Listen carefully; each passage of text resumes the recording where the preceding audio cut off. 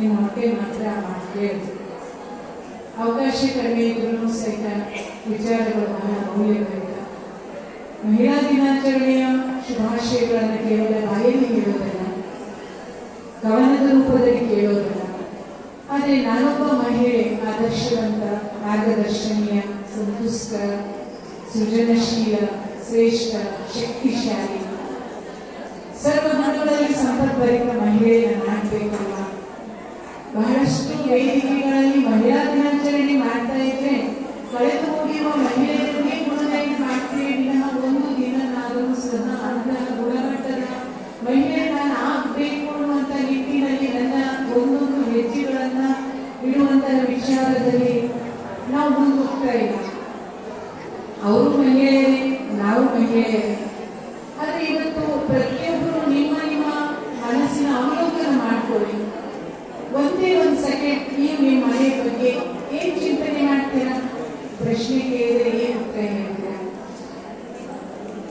ಎಲ್ಲರೂ ಸಹಿತ ನಿಮ್ಮ ಫ್ಯಾಮಿಲಿ ಬಗ್ಗೆ, ನಿಮ್ಮ ಕುಟುಂಬದ ಬಗ್ಗೆ, ಅಥವಾ ನಿಮ್ಮ ಒಂದು ಮನೆಯ ಬಗ್ಗೆ ನೀವೇನ್ ಚಿಂತನೆ ಮಾಡ್ತೀರಾ? ಯಾವ ರೀತಿ ಆಶಿಸ್ತೀರಾ? ಒಂದ್ ಸೆಕೆಂಡ್ ಕಣ್ಣು ಮುಚ್ಕೊಂಡು ಆ ಸಂಕಲ್ಪಗಳನ್ನ ಓಪನ್ ಮಾಡ್ಕೊಳ್ಳಿ. ನಾನು ನನ್ನ ಮನೆ ಬಗ್ಗೆ ಎಲ್ಲ ಮರ್ತ್ಬಿಡಿ, ಏನು ಬೇಡ.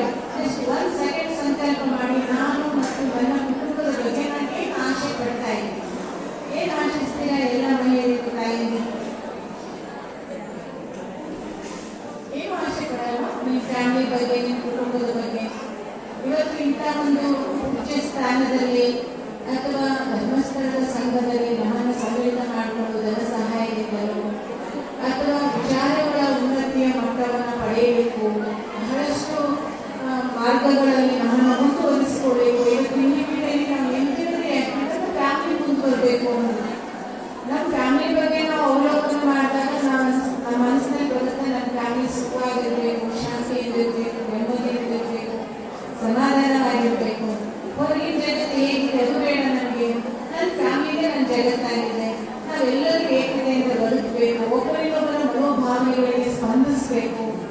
ನಾವೆಲ್ಲ ಏಕತೆಯ ಸೂತ್ರದಲ್ಲಿ ಬಂಧಿಸಿಕೊಂಡಿರುವಂತಹ ಒಂದು ವಿಶೇಷ ಹೂವಿನ ಮಾಲೆ ಆಗಬೇಕು. ಇದೆಲ್ಲ ನಿಮ್ಮ ಮನದಾಳದ ಮಾತು. ಆದರೆ ಪ್ರತಿನಿತ್ಯ ನಮ್ಮ ಮನೆಗಳಲ್ಲಿ ಹೇಗೆ ನಮ್ಮ ವರ್ತನೆ ನಡೀತದೆ? ಭಾವನೆಗಳಿಗೆ ನಾವೆಲ್ಲ ಸ್ಪಂದಿಸ್ತಾ ಇದ್ದೀವ? ವಿಚಾರಗಳನ್ನು ನೀವೇ ಮಾಡ್ಕೊಳ್ತಾ ಇದ್ದೀವ? ಒಬ್ಬರಿಗೊಬ್ಬರ ಮಾತುಗಳಿಗೆ ಗೌರವಿಸ್ತಾ ಇದ್ದೀವ?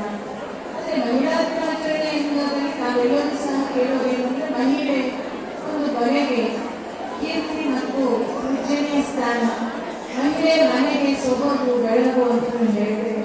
ಅದು ನಿಜವಾಗ್ಲೂ ನಾನು ನನ್ನ ಮನೆಗೆ ಬೆಳಗಾಗಿದ್ದೀನಿ. ನನ್ನ ಮನೆಯನ್ನು ಬೆಳಗಿಸುವಂತಹ ಜ್ಞಾನದ ಬೆಳಕು ನನ್ನಲ್ಲಿದೆಯಾ? ಗುಣಗಳ ಬೆಳಕು ನನ್ನಲ್ಲಿದೆಯಾ?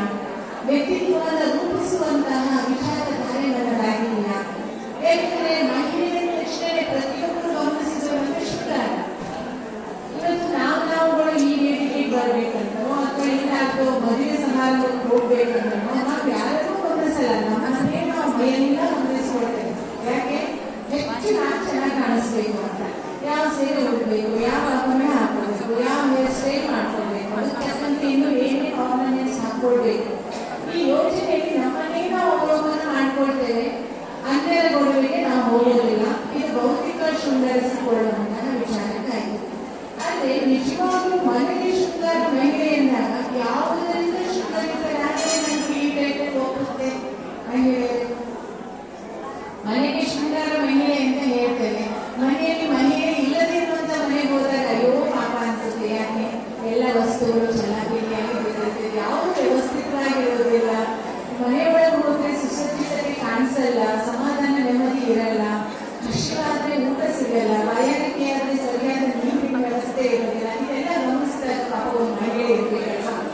ಸರಿ, ಇವತ್ತು ನಾವೆಲ್ಲರೂ ನಮ್ಮ ಮನೆಗಳನ್ನು ಗಮನಿಸಿದಾಗ ಇದೆಲ್ಲರೂ ಅವರಿಗೆ ವ್ಯವಸ್ಥಿತವಾಗಿ ಕಾಣಿಸ್ತಿದೆ. ನಮ್ಮ ಯಜಮಾನರು 8 ಗಂಟೆವರೆಗೆ ಕೊಡ್ಕೊಂಡು ಒಳಗೆ ಬಂದಾಗ ಆ ಅಣ್ಣನಿಗೆ ಅಥವಾ ಮನುಷ್ಯನಿಗೆ ಶಾಂತಿ ನೆಮ್ಮದಿ ಅನುಭೂತಿ ಆಗುವಷ್ಟು ನಾನು ಶೃಂಗರಿತವಾಗಿದ್ದೇನೆ. ಯಾವ ವಿಷಯದಲ್ಲಿ? ಗುಣಗಳಲ್ಲಿ, ಸಹನೆಯಲ್ಲಿ. ನಿಜವಾದ ಶೃಂಗಾರ ಮಹಿಳೆಗೆ ಬೇಕಾಗಿರೋದು ಸಹನೆ. ಈ ಸಹನೆ ಎನ್ನುವಂತಹ ಶಬ್ದ ಮನೆಯನ್ನ ಮಾತ್ರ ಶೃಂಗರಿಸುವುದಲ್ಲ, ಮನುಕುಲವನ್ನೇ ಶೃಂಗರಿಸುತ್ತೆ, ನಮ್ಮ ಭಾರತವನ್ನೇ ಶೃಂಗಾರ ಮಾಡುತ್ತೆ. ಹಾಗಾಗಿ ಭಾರತೀಯ ನಾರಿಯರು ಅಂದ್ರೆ ಶಿವಶಕ್ತಿಯರು. ನೀವು ಗಮನಿಸಿರ್ಬೋದು, ಮಹಿಳೆಯ ಬಗ್ಗೆ ಎಷ್ಟು ಆತ್ಮೀಯತೆ ಅಂದ್ರೆ ಪೂಜ್ಯ ಸ್ಥಾನದಲ್ಲಿ ಇಡಲಾಗಿದೆ. ಹಾಗಂತ ಮಹಿಳೆಯೇ ಮಹಾನ್ ಅಂತಲ್ಲ, ಮಹಾನ್ ಕಾರ್ಯ ಮಾಡುವುದೆಲ್ಲ ಪುರುಷರೇ. ಆದ್ರೆ ಕೀರ್ತಿ ಎಲ್ಲ ಸಿಕ್ಕುದು ಮಹಿಳೆಗೆ. ಯಾಕೆಂದ್ರೆ ಮಹಿಳೆ ಆಧಾರ ಸ್ತಂಭ ಆಗಿದ್ದಾಳೆ ಪುರುಷನ ಶ್ರೇಯಸ್ಸಿಗೆ, ಪುರುಷನ ಸಾಧನೆಗೆ, ಪುರುಷನ ಒಂದು ವಿಶೇಷ ಕಾರ್ಯಕ್ಕೆ ಮಹಿಳೆಗೂ ಸಹಿತ ಸಪೋರ್ಟ್ ಬೇಕು. ಆಗ ಮಾತ್ರ ನಾವು ಮಹಿಳೆ ಮನೆಗೆ ಶೃಂಗಾರ ಆಗಲಿಕ್ಕೆ ಸಾಧ್ಯ ಆಗುತ್ತೆ. ನೋಡಿ, ಇವತ್ತಿನ ದೇಶದಾದ್ಯಂತ ಪೂಜೆಯಲ್ಲಿ ಮಿಗಿಲಾಗಿರೋದು ನಮ್ಮ ಹೆಚ್ಚು ಇಡೀ ವಿಶ್ವದಲ್ಲಿ ನಮ್ಮ ದೇಶ, ಅದರಲ್ಲೂ ಕರ್ನಾಟಕ. ಪ್ರತಿಯೊಂದಕ್ಕೂ ಸಹ ಪೂಜೆ ಮಾಡ್ತಾ ಇದ್ದಾರೆ. ಒಂದು ವಿದ್ಯೆ ಬೇಕಂದ್ರೆ ಪೂಜೆ, ಒಂದು ಹಣ ಬೇಕಂದ್ರೆ ಪೂಜೆ, ಒಂದು ಶಕ್ತಿ ಬೇಕಂದ್ರೆ ಪೂಜೆ. ಇದೇ ರೀತಿಯಾಗಿ ಅನೇಕ ಭಾಗದಲ್ಲಿ ನಾವು ನಮ್ಮಲ್ಲಿ ಮಾಡ್ತಾರೆ ಪೂಜೆಯಲ್ಲಿ ತೊಡಗಿಸಿಕೊಳ್ತೇವೆ. ನೀವು ಗಮನಿಸಿರ್ಬೋದು, ಇಡೀ ದೇಶದಲ್ಲಿ ಕಾಪಾಡಲಿಕ್ಕೆ ಕಾಯಲಿಕ್ಕೆ ಯೋಧನಾಗಿ ನಿಂತಿರೋದು ಅಣ್ಣ ಅಂದ್ರೆ ಗಂಡು ಮಗ. ಪುರುಷ ಅಲ್ಲಿ ನಿಂತ್ಕೊಂಡ್ರೆ ಶಕ್ತಿಗಾಗಿ ನಾವು ಆರಾಧಿಸುವುದು ಯಾರನ್ನ? ಶಕ್ತಿಗಾಗಿ ಪೂಜಿಸುವುದು ಯಾರನ್ನ? ದುರ್ಗೆ ದೇವಿಯನ್ನೇ ಪೂಜಿಸ್ತೇವೆ.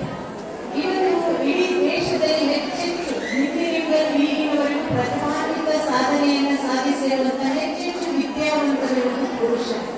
ಆದ್ರೆ ವಿದ್ಯೆಗಾಗಿ ಪೂಜಿಸುವುದು ಯಾರನ್ನ? ದೇವಿಯರನ್ನೇ, ಸರಸ್ವತಿಯನ್ನೇ ಪೂಜಿಸುವುದು. ಹಾಗೆ ಧನವನ್ನ ಜಾಸ್ತಿ ಸಂಪಾದನೆ ಮಾಡೋದು ಪುರುಷರೇ. ಆಗಲೂ ಧನ ಬೇಕೆಂದಾಗ ಪೂಜಿಸುವುದು ಯಾರನ್ನ? ಲಕ್ಷ್ಮಿಯನ್ನೇ. ಹೀಗೆ ನಮ್ಮಲ್ಲಿ ನಾವು ಗಮನಿಸಿಕೊಳ್ಬೇಕು. ಆದಿ ಕಾಲದಿಂದಲೂ ಸಹ ದೇವಿಯರನ್ನ ವಿಶೇಷತೆಗಳಿಂದ ಪೂಜ್ಯತೆಯ ಸ್ಥಾನದಿಂದ ಅವರನ್ನು ಮುಂದಿಡಲಾಗಿದೆ. ಅಂದ್ರೆ ನಾನು ಒಬ್ಬ ಶಿವಶಕ್ತಿಯಾಗಿದ್ದೇನೆ, ನನ್ನೊಳಗಡೆ ಎಂಥ ಗುಣಗಳನ್ನು ಧಾರಣೆ ಮಾಡ್ಕೊಳ್ಬೇಕು. ಒಂದೇ ಮುಂದೆ ಏನ್ ಹೇಳ್ತೀರಾ?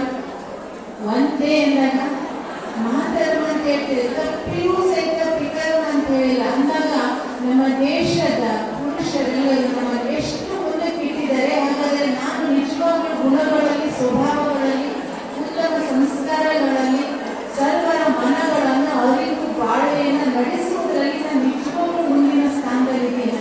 ನನ್ನನ್ನು ಮುಂದಿಡೋ ದೊಡ್ಡದಲ್ಲ, ಅದು ನಾನು ಮುಂದಿದ್ದೀನ ಅಂತ ನಮ್ಮನ್ನೇ ನಾವು ರಿಯಲೈಸ್ ಮಾಡ್ಕೊಳ್ಬೇಕು, ಪರಿಶೀಲಿಸ್ಕೊಳ್ಬೇಕು. ಹಾಗೆ ಏನಾದರೂ ತಪ್ಪಿದ್ರೆ ಅದನ್ನು ಪರಿವರ್ತನೆ ಮಾಡ್ಕೊಳ್ಬೇಕು. ಸ್ವಗುಣತೆ, ಸ್ವಪರಿವರ್ತನೆ ವೆರಿ ಇಂಪಾರ್ಟೆಂಟ್. ನನ್ನನ್ನೇ ನಾನು ಅವಲೋಕನ ಮಾಡ್ಕೊಳ್ಬೇಕು. ಯಾವ ವಿಷಯದಲ್ಲಿ ಇನ್ನೊಬ್ಬರನ್ನು ಗಮನಿಸೋದಿಲ್ಲ. ಈ ಒಂದು ಸಭೆಯಲ್ಲಿ ಸಿಟ್ಟು ಯಾರಿಗೆ ಬರಲ್ಲ? ಯಾರಾದ್ರೂ ಇದೆಯಾ? ಕ್ರೋಧ ಯಾರಿಗೆ ಬರಲ್ಲ? ಸಿಟ್ಟು ಯಾರಿಗೆ ಬರಲ್ಲ? ಎಲ್ಲರಿಗೂ ಬರುತ್ತೆ. ಯಾಕೆಂದ್ರೆ ಬಹಳ ಒಳ್ಳೆಯ ವಿಚಾರ ಅಲ್ವಾ? ಎಲ್ಲರಿಗೂ ಬರುತ್ತೆ ಕ್ರೋಧ. ಬೇಡ, ಸಿಟ್ಟು ಬೇಡ. ಆದ್ರೂ ಎಲ್ಲರಲ್ಲೂ ಏನಾಗಿದೆ? ಹೆವಿ ಸ್ಟಾಕ್ ಆಗಿದೆ. ದಿನಕ್ಕೆ ಎಷ್ಟು ಸರಿ ಸಿಟ್ಟು ಬರುತ್ತೆ? ದಿನಕ್ಕೆ ಎಷ್ಟು ಬಾರಿ ಸಿಟ್ಟು ಮಾಡ್ಕೊಳ್ತೀರಾ? ಹಿಂದುಗಡೆ ಕೂತಿರುವಂತಹ ನಾತೆ ಯಾರಿಗೂ ಯಾವ ಕಡೆಗೂ ಗಮನ ಇಲ್ಲ. ಇನ್ನೊಂದು ಗಂಟೆ ನಾವು ಎಲ್ಲರೂ ಸೇರಿ ಮಾತಾಡಿದ್ರೆ ಇಷ್ಟರಿಗೂ ಸಿಟ್ಟು ಬರುತ್ತೆ.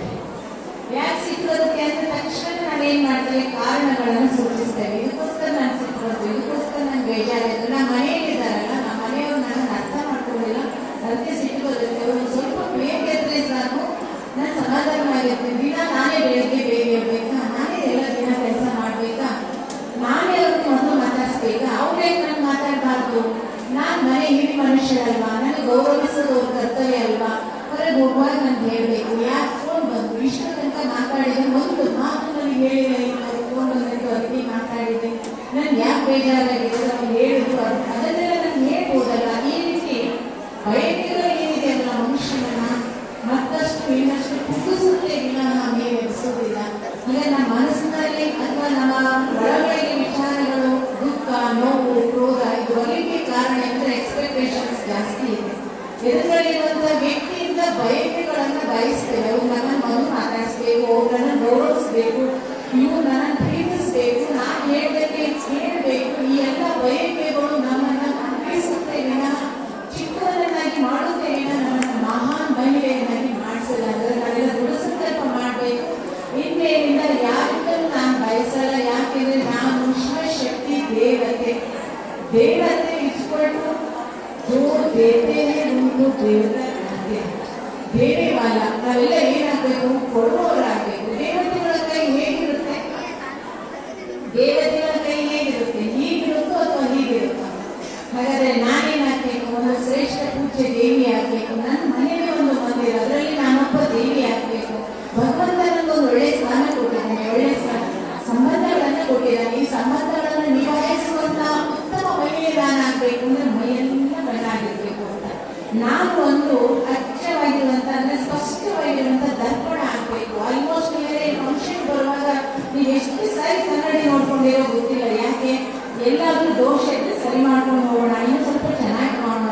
ನೋಡಿ, ಕನ್ನಡಿಯನ್ನ ನೋಡಿಕೊಳ್ಳೋದು ಯಾಕೆ ಅಂದ್ರೆ ನನ್ನನ್ನೇ ನಾನು ಸರಿಪಡಿಸ್ಕೊಳ್ಳಿಕ್ಕೆ. ಹಾಗಾದ್ರೆ ಇವತ್ತಿನ ಈ ಸಮಾಜದಲ್ಲಿ ನಾನೊಂದು ಕನ್ನಡಿ ಆಗ್ಬೇಕು, ನಾನೊಂದು ಸ್ವಚ್ಛ ದರ್ಪಣ ಆಗ್ಬೇಕು. ನನ್ನನ್ನು ನೋಡಿದಾಗ ಜನ ತನ್ನ ತಪ್ಪುಗಳನ್ನೇ ತಾನು ತಿದ್ಕೊಳ್ಬೇಕು, ತನ್ನ ಮಿಸ್ಟೇಕ್ಸ್ಗಳನ್ನ ಸರಿಪಡಿಸ್ಕೊಳ್ಬೇಕು, ತನ್ನ ದುರ್ಬಲತೆಗಳನ್ನ ನೀಗಿಸ್ಕೊಳ್ಬೇಕೇ ವಿನಃ ನನ್ನ ಕಡೆಗೇನೆ ಬ್ಲೇಮ್ ಮಾಡೋ ಹಾಗಿರಬಾರ್ದು. ಹಾಗಾದ್ರೆ ನಾನು ನನ್ನನ್ನ ಉತ್ತಮಗೊಳಿಸ್ಕೊಳ್ಳಿಕ್ಕೆ ದಿನವೂ ಪರಿಶೀಲಿಸ್ಕೊಳ್ಬೇಕು. ಇಡೀ ದಿನದಲ್ಲಿ ನಾನು ಎಲ್ಲರ ಜೊತೆ ಯಾವ ರೀತಿಯಾಗಿ ಬಿಹೇವ್ ಮಾಡಿದೆ, ಎಲ್ಲಿ ಏನಾದ್ರೂ ಮಿಸ್ಟೇಕ್ ಆಯ್ತಾ. ಒಂದು ಚಿಕ್ಕ ಉದಾಹರಣೆ ಹೇಳ್ಬೇಕು ಅಂತಂದ್ರೆ, ಒಬ್ಬ ರಾಜನಿಗೆ ಕಣ್ಣು ಸ್ವಲ್ಪ ಮಂಚಾಗ್ತದಂತ ಒಂದು ವೈದ್ಯರನ್ನು ಹೋದ್ರೆ ಅವಾಗ ಡಾಕ್ಟರ್ ಹೇಳ್ತಾರೆ, ಆಗಿನ ಕಾಲದ ವೈದ್ಯರು ಪಂಡಿತರು ಹೇಳ್ತಾರೆ, ರಾಜಮಾನರಾಜರೇ ನಿಮ್ಮ ಕಣ್ಣು ಸರಿ ಹೋಗ್ಬೇಕು ಅಂದ್ರೆ ನೀವು ಹಸಿರನ್ನೇ ನೋಡ್ಬೇಕು, ಹಸಿರನ್ನೇ ನೋಡ್ಬೇಕು. ಎಲ್ಲ ಕಣ್ಣಿನ ವೈದ್ಯರು ಹೇಳೋದ್ರಿಂದ ಬರೆಯುವಂತ ಎಲ್ಲ ಹಸಿರಿನ ಬಣ್ಣವನ್ನು ನೋಡಿ ಅಂತ ಗ್ರೀನಿ ಬೆಳೆದಿರುವಂತಹ ಗಿಡಮರಗಳನ್ನು ನೋಡ್ಬೇಕು. ಆ ಸಮಯದಲ್ಲಿ ಒಂದು ವೈದ್ಯ ಹೇಳಿದ ಹಸಿರನ್ನು ನೋಡುವಂತ ತಕ್ಷಣ ನಿಮಗೆ ಆಲೋಚನೆ ಶುರುವಾಯಿತು ರಾಜನಿಗೆ. ನನ್ನ ಮಣ್ಣು ಶುದ್ಧ ಮಾಡ್ಕೊಳ್ಬೇಕು ಅಂದ್ರೆ ಎಲ್ಲವನ್ನ ಹಸಿರು ಮಾಡ್ಬೇಕು ಅಂತ ರಾಜ ನನ್ನ ಅರಮನೆಯ ದೊರೆತರೆ ಫಸ್ಟ್ ಮಾಡ್ಕೊಳ್ಳೋದೇನು ಅಂದ್ರೆ ಗೋಡೆ ಎಲ್ಲ ಹಸಿರು, ಮನೆಯಲ್ಲಿರುವ ಅರಮನೆಯಲ್ಲಿರುವ ವಸ್ತುಗಳನ್ನೆಲ್ಲ ಹಸಿರು, ನಾನು ಹಾಕೊಳ್ಳೋ ಬಟ್ಟೆ ಎಲ್ಲ ಹಸಿರು. ಹಾಗೆ ಇಲ್ಲ ರಾಜಧಾನಿಯ ಹೊರಗೆ ಹೋಗ್ಬೇಕು ಅಂದ್ರೆ ಹಸಿರಾಗ್ಬೇಕು. ಅದಕ್ಕೆ ಅವ್ರನ್ನ ನೋಡಿಸ್ಬಿಟ್ಟ ಆದೇಶ, ಎಲ್ಲ ಪ್ರಜೆಗಳು ತಮ್ಮ ಮನೆ ಹಸಿರು ಮಾಡ್ಕೊಳ್ಬೇಕು, ತಮ್ಮ ಬಟ್ಟೆ ಹಸಿರು ಮಾಡ್ಕೊಳ್ಬೇಕು, ಏನೇನಿದ್ದೆಲ್ಲ ಹಸಿರು ಹಸಿರು ಮಾಡ್ಕೊಳ್ಬೇಕು.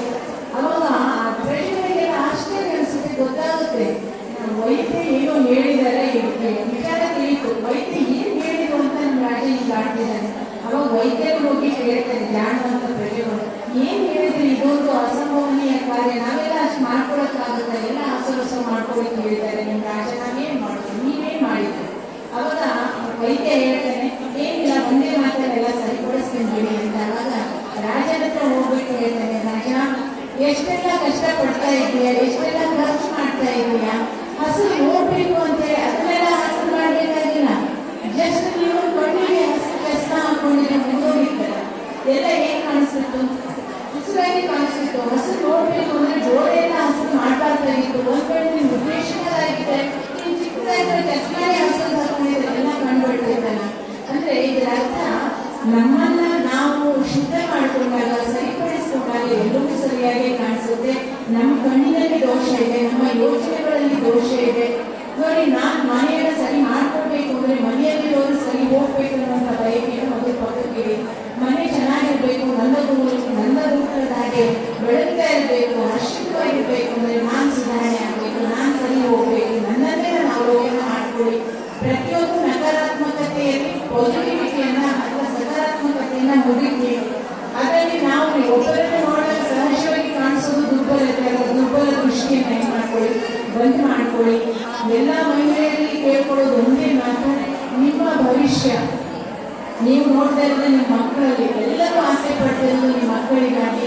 ಹಾಗಾದ್ರೆ ಮಕ್ಕಳನ್ನು ಬೆಳೆಸುವಂತಹ ಪದ್ಧತಿಯನ್ನು ನಿಮ್ಮಲ್ಲಿ ರೂಢಿಸ್ಕೊಡ್ಬೇಕಂದ್ರೆ ಅಟ್ಲೀಸ್ಟ್ ದಿನದಲ್ಲಿ ಸಮಯ ಸಿಕ್ಕಾಗೆಲ್ಲ ನಾವು ಒಳ್ಳೆಯ ಸಂಕಲ್ಪ ಮಾಡಿ, ನನ್ನ ಮಗು ಒಳ್ಳೆಯದಾಗ್ತಿದ್ದಾನೆ, ನನ್ನ ಮಗು ಬೆಳೀತಾ ಇದೆ, ನನ್ನ ಮಗು ಓದ್ತಾ ಇದೆ, ನನ್ನ ಮಗು ಚೆನ್ನಾಗಿ ತಿಂತಾ ಇದೆ, ಒಂದು ಶುಭ ಸಂಕಲ್ಪ ಮಾಡಿ. ಅಲ್ಲ ಆಲ್ಮೋಸ್ಟ್ ಈ ಕಂಪ್ಲೇಂಟ್ಸ್ ಡಾಕ್ಟರ್ ಹೇಳಿದ್ರು, ನನ್ನ ಮಗ ಮುದ್ದೆ ಹೋಗಲ್ಲ, ಕೈಕಾಲಿ ತಿನ್ನಲ್ಲ, ಎಷ್ಟು ತಿನ್ನಲ್ಲ ಗೊತ್ತಿಲ್ಲ, ನೀವು ಹೇಳೋದೇ ಜಾಸ್ತಿ ಆಗಿರುತ್ತೆ. ಪಾಸಿಟಿವ್ ಸಂಕಲ್ಪ. ಅಡಿಗೆ ಮಾಡುವಾಗ ಅಂದ್ಕೊಂಡ್ರೆ ಇದು ಅಡಿಗೆ ಎಲ್ಲ ಮಹಾಪ್ರಸಾದ, ಭಗವಂತನ ಹೆಸರಿನಲ್ಲಿ ಮಾಡಿ ಆ ಪ್ರಸಾದ ಇಷ್ಟೇ ತಿಂದರೂ ಸಾಕು, ಆ ಮಗುವಿನ ಬುದ್ಧಿ ಚಾತುರ್ಯತೆ ಆರೋಗ್ಯತೆ ಹೆಚ್ಚಾಗುವಂತ ಸಾಧ್ಯತೆ ಇದೆ. ಇಷ್ಟೊಂದು ಊಟ ಮಾಡಿದ್ರೆ ಆಹಾರ, ಅದರಿಂದ ರೋಗ ಬರುತ್ತೆ.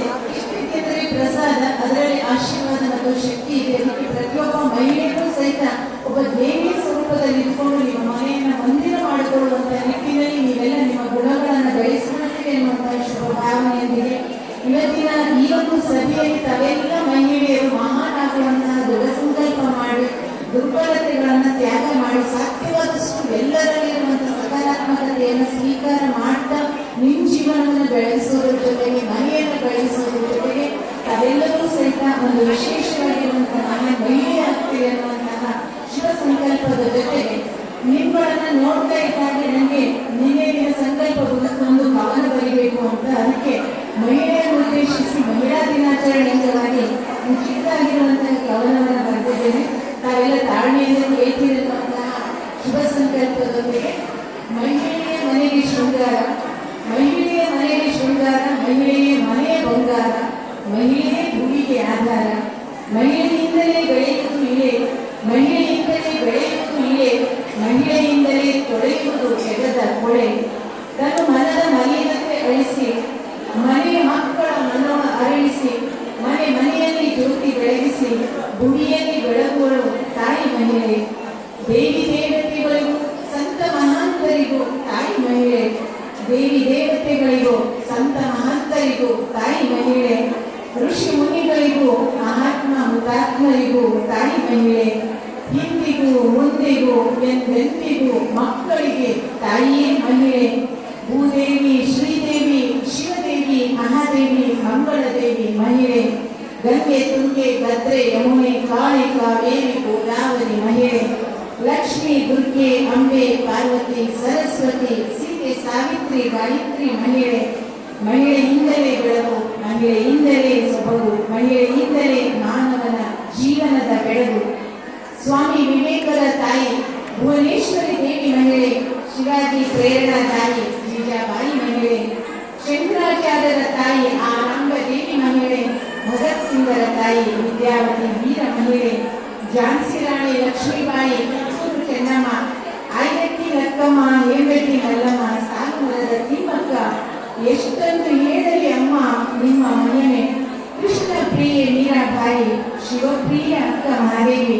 ವೀರ ಧೀರ ತ್ಯಾಗ ವೈರಾಗ್ಯ ಮೂರ್ತಿ ಮಹಾ ಮಹಿಳೆ.